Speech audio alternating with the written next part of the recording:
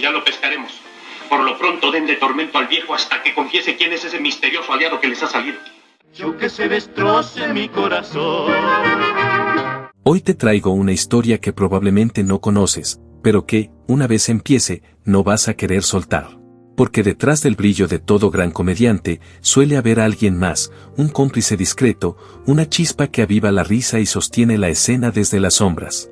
Y aunque todo el mundo ha escuchado hablar del legendario Pachuco, pocos recuerdan al rostro sereno que lo acompañaba en cada cuadro, en cada carcajada, en cada noche de rodaje.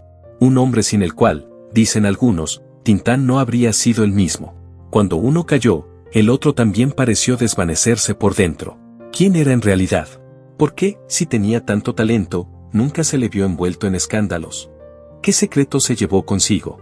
Hoy vamos a abrir esa caja cerrada y rescatar su historia del olvido. Así que si ya te picó la curiosidad, que seguro que sí, te invito a dejar tu like, suscribirte y activar la campanita. Porque lo que vas a descubrir te va a hacer pensar en todo lo que el cine de oro nos dio, y en lo mucho que perdió. Nuestra historia comienza en un rincón tranquilo del norte de Veracruz, en un pueblo llamado Tampico Alto. Allí, en una vieja casona de esquina, de esas con techos altos y portones de madera pesada, nació un niño que, aunque nadie lo sabía aún, acabaría provocando risas en toda una nación. Su madre, Carlota, había llegado embarazada buscando trabajo. La familia Pérez Valdés le dio techo y empleo, y meses después, un 13 de marzo de 1911, nació él, Marcelo. Un bebé con ojos vivaces y expresión seria que, con los años, le pondría música y humor al alma del pueblo mexicano. En sus primeros años, Marcelo fue un niño como tantos. Jugaba en las plazas, se metía por callejones polvorientos y aprendía a leer en la escuelita frente a su casa. Pero todo cambió cuando su madre decidió mudarse a Tampico. Fue ahí donde el destino comenzó a armar el escenario que lo esperaba.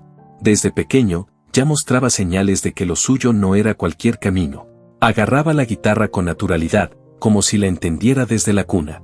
Tocaba de oído y con sentimiento, dejando con la boca abierta hasta al bolero más rudo del mercado. Aquella sensibilidad musical lo llevó directo al mundo de las carpas. Y ahí no fue a probar suerte, fue a brillar. Las carpas eran el campo de batalla del talento real. Si no gustabas, te bajaban a rechiflas. Pero Marcelo encantaba. Tocaba, actuaba, improvisaba y sin darse cuenta, se iba ganando un lugar. En cada función, mezclaba risa con crítica social, ternura con picardía. El escenario era su casa y el público, su cómplice.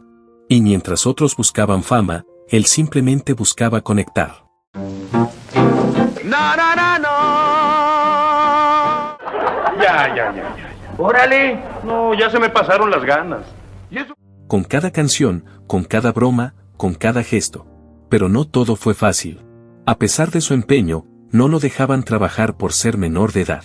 Aún así, insistió tanto que su madre, después de varios ruegos, terminó dándole permiso.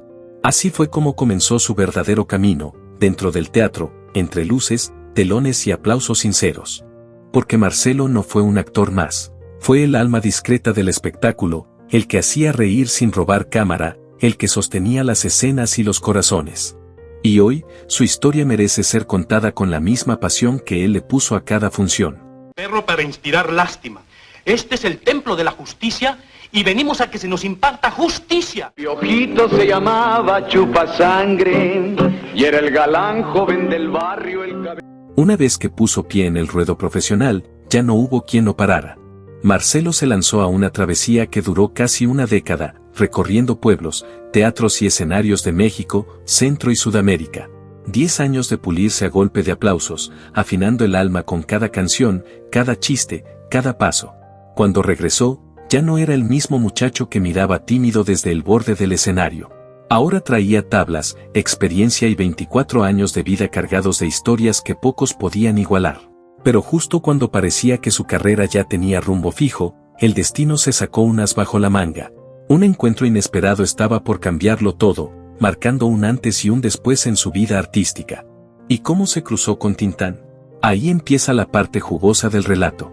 Por esos días, Marcelo trabajaba solo, montando sus propios shows con guitarra en mano y chispa de sobra. Pero todo cambió en una presentación en Ciudad Juárez, Chihuahua. Fue allí donde conoció a un personaje fuera de serie, con verbo afilado y swing natural, Germán Valdés, mejor conocido como Tintán. Dicen que fue una de esas coincidencias que parecen escritas por el guionista del universo. Tintán, que entonces era locutor en la XCJ, fue invitado por el comediante Paco Millor a una gira humorística. Y adivina quién más estaba en esa caravana de talento y desmadre. Sí, Marcelo Chávez. Desde el primer cruce de palabras, conectaron como si se conocieran de vidas pasadas. Nada de rivalidades ni poses. Lo suyo fue hermandad inmediata, de esas que no necesitan firma ni testigos. Desde entonces se les empezó a decir los carnales, y no solo por cariño, eran una dupla de verdad. La gira, las noches de carpa, los camerinos compartidos y las pláticas a medianoche forjaron una relación artística única. Lo que nació de forma casual terminó siendo una de las combinaciones más explosivas del cine mexicano, Marcelo y Tintán. Juntos, armaron números cómico-musicales que eran dinamita pura. Marcelo con su guitarra marcando el ritmo, y Tintán subiendo al escenario con ese estilo de pachuco irreverente, encantador y lleno de swing que terminó por hacerlo leyenda. Y aunque hoy pueda parecer fácil, lo que crearon fue una fórmula mágica, música más comedia más química real.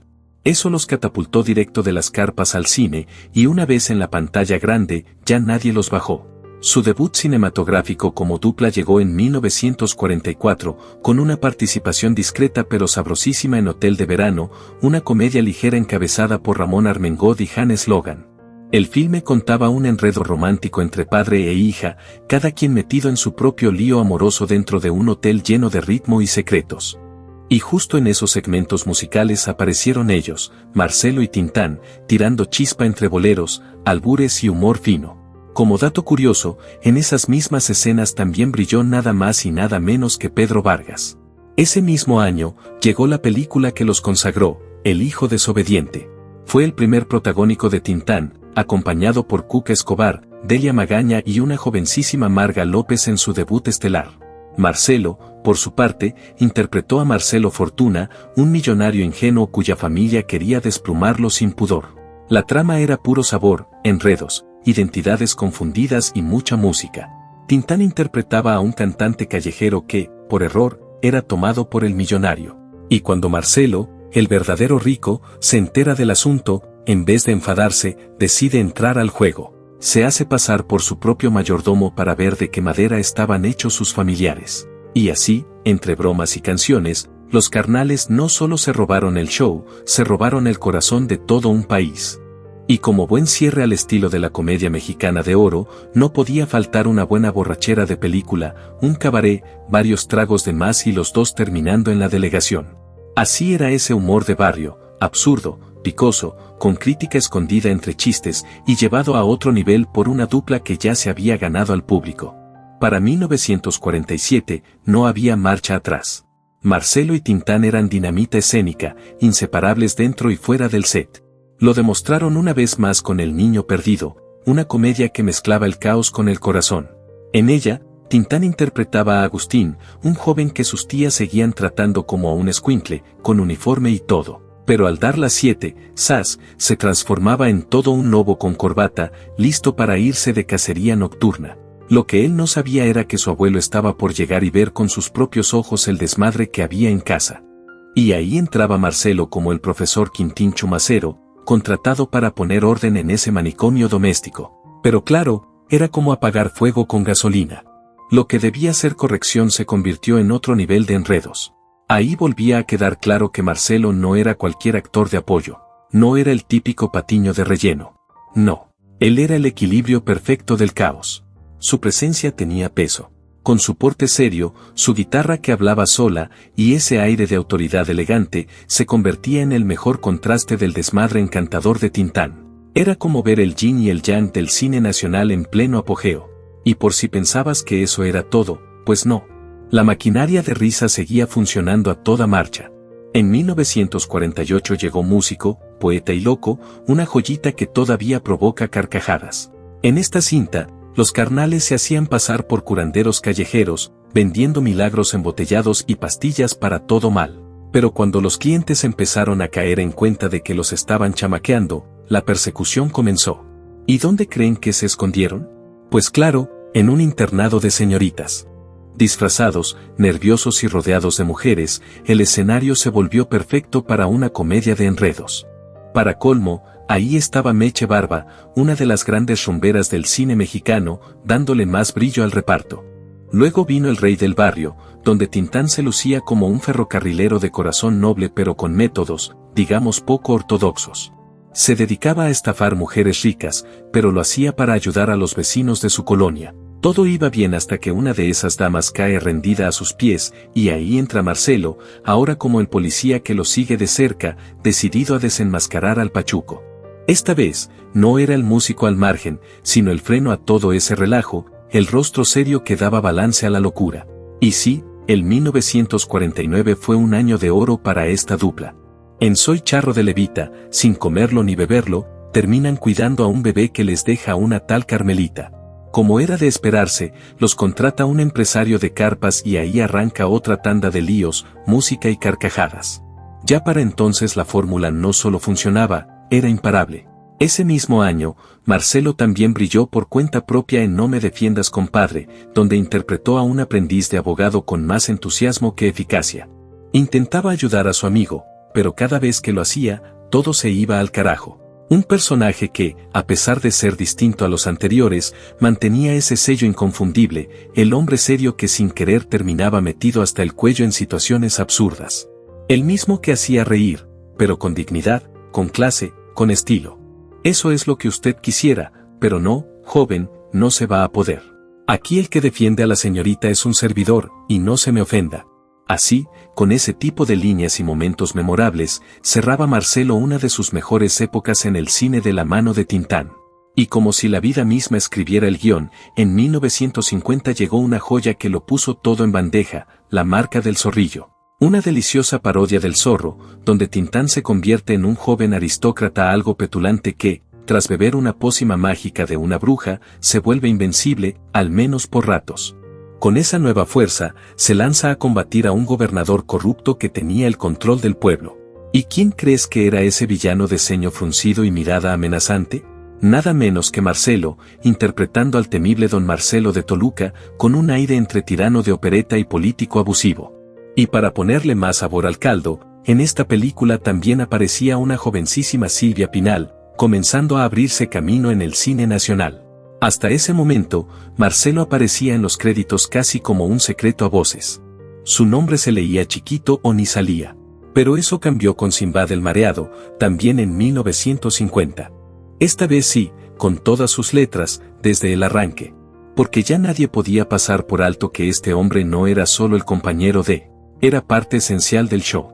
En Simbad el Mareado, Marcelo interpreta al líder de una banda de falsificadores, un tipo elegante con moral selectiva. Mientras tanto, Tintán hace de un vago acapulqueño, el Simbad en cuestión, que prefiere coquetear con turistas que enfrentarse a los problemas de la vida. El resultado, enredos amorosos, billetes chuecos, persecuciones de locura y un mar de carcajadas. Una vez más, la química entre ambos era el motor de la película. Aunque Tintán era la estrella, el público salía recordando más de una escena en la que Marcelo, con su estilo sobrio y picante, se robaba el momento. Después vino El Revoltoso en 1951, donde Marcelo regresó como villano, pero con ese sabor cómico que ya se le había vuelto marca registrada.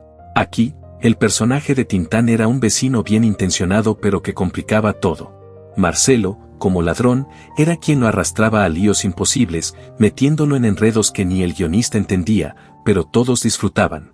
Y por si pensabas que ya lo habías visto todo, en 1952 llegó El Bello Durmiente. Una comedia loca ambientada en tiempos prehistóricos. Sí, leíste bien. Tintán era Triquitrán, un cavernícola enamorado hasta los huesos de la imponente Jade, Lilia del Valle. ¿Y quién venía a revolver el guiso jurásico? Pues el buen Marcelo, claro. Con doble papel, Tico Tico en el pasado, y don Marcelo, el suegro del protagonista en el presente. Una locura deliciosa. Y entre tanto papel memorable, hay uno que se lleva una mención especial, El Ceniciento, también de 1952. Una versión a la mexicana del cuento clásico, sin hadas, sin castillo y con más albures que magia. Aquí, Tintán interpreta a Valentín Gaitán, un indígena chamula que llega desde Chiapas a la Ciudad de México buscando una nueva vida. ¿Quién lo recibe? Marcelo, por supuesto. En este caso, como una especie de madrastra moderna, un cuate amargado, endeudado, con una docena de hijos y una paciencia más flaca que su cartera. En cuanto se entera de que el pobre Valentín viene sin un peso, no lo piensa dos veces, lo corre sin miramientos. Así, con ese humor lleno de verdad y crítica social, Marcelo volvía a robar cámara. Y como siempre, la fórmula seguía funcionando. Uno era el caos, el ritmo, la improvisación.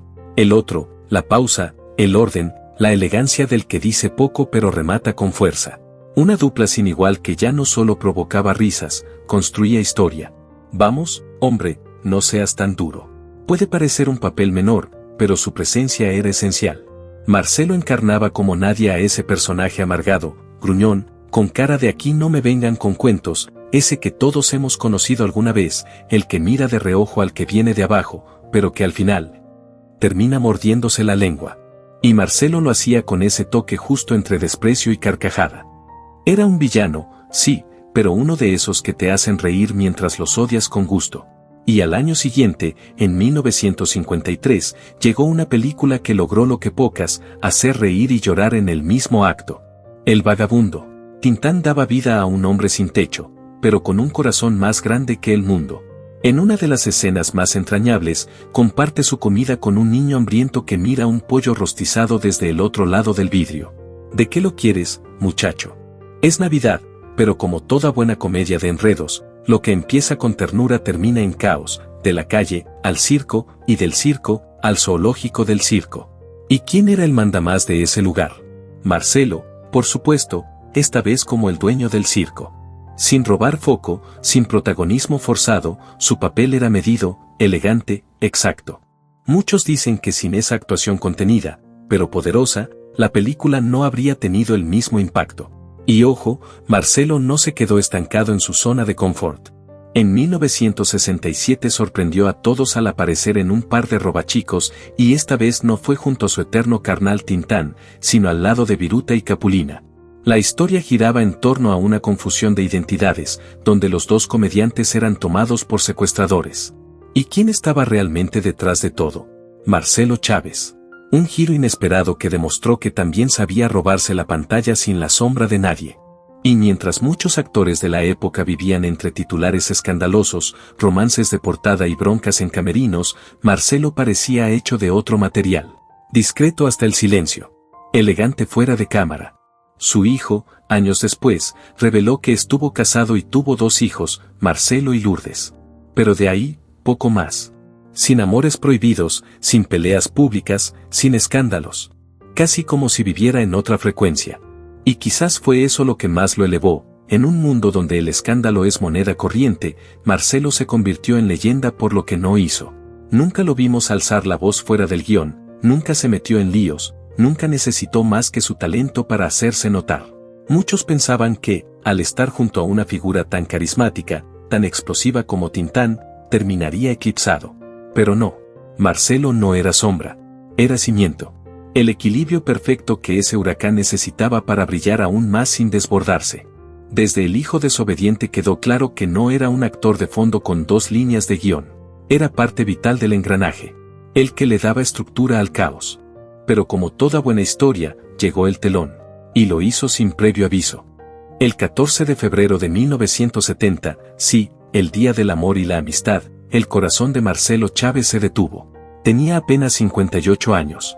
Una fecha irónica y hermosa a la vez, porque si algo supo dar Marcelo a lo largo de su carrera fue eso, amor al arte, amistad sincera y risas que hoy siguen vivas.